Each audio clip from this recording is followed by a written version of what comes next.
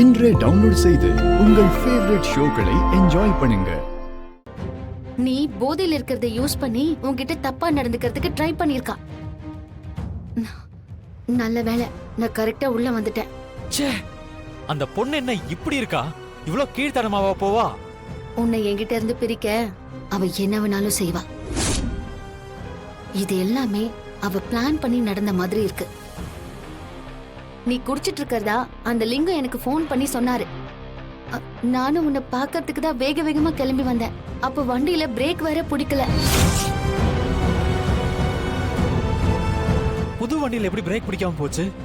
அதான் எனக்கே தெரியல. வண்டியில பிரேக்கே பிடிக்காம ஒரு கார்ல இடிக்க போனேன். ஏய் மாயா, என்ன சொல்ற? உனக்கு எதுவும் ஆகலையில?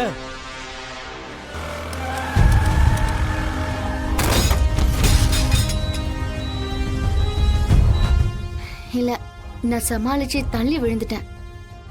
லைட்டா தான் எனக்கு அடிபட்டுச்சு. ஆனா இது தானே நடந்த மாதிரி இல்ல. எல்லாமே பிளான் பண்ணி நடந்திருக்கு. எனக்கு தெரிஞ்ச சாரு தான் இதெல்லாம் பண்ணிருக்கா. அவன் நல்ல பொண்ணு நினைச்சேன். இந்த மாதிரிலாம் பண்ணிட்டு இருக்கா? சீனு, அவன் இந்த வீட்டுக்குள்ள வந்ததே இதுக்குதான். அதுக்கு உங்க அம்மாவும் ஹெல்ப் பண்றாங்கன்னு தான் எனக்கு தோணுது. அவங்களுக்கு தான் என்ன பிடிக்காதே. என்ன கட் பண்ணி விட்டுட்டு அவளை உனக்கு மேரேஜ் பண்ணி வைக்க பாக்குறாங்க.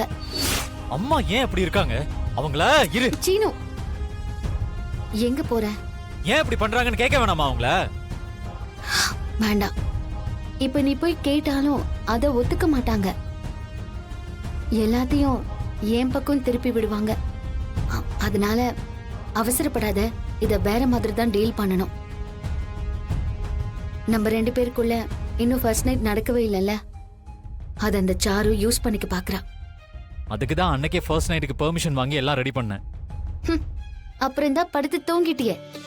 அங்கதான் தப்பு பண்ணிட்டேன். இனிமே நம்ம வெயிட் பண்ண கூடாது. நம்ம முழுசா புருஷன் பொண்டாட்டியா மாறணும். நமக்குன்னு ஒரு குழந்தை பிறக்கணும். அப்பதான் நம்மள யாராலையும் பிரிக்க முடியாது. கரெக்ட் மாயா. நான் இப்பவே ஜோசியரை வர சொல்றேன். அதுக்கான நாளை குறிச்சிடலாம்.